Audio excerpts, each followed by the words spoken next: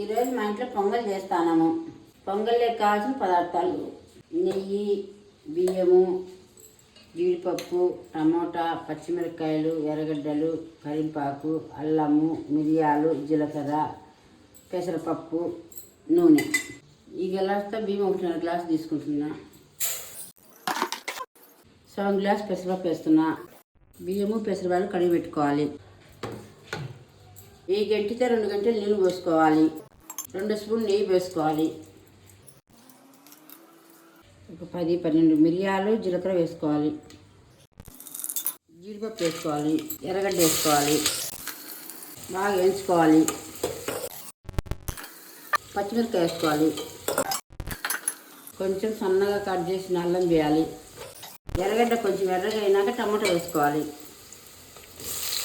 కరివేపాకు వేసుకోవాలి.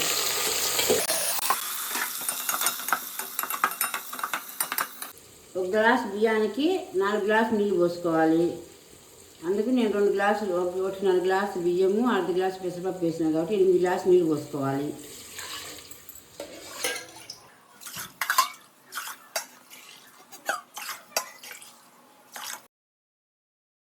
తగినంత ఉప్పు వేసుకోవాలి.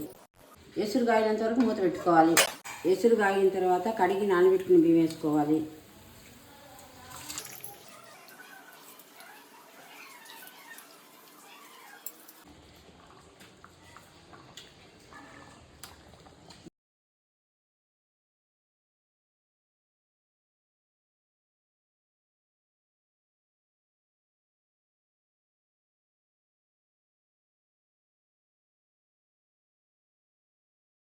పొంగలి చట్నీ రెడీ. మీకు నచ్చినట్టయితే సబ్స్క్రైబ్ చేయండి, లైక్ చేయండి, కామెంట్ చేయండి.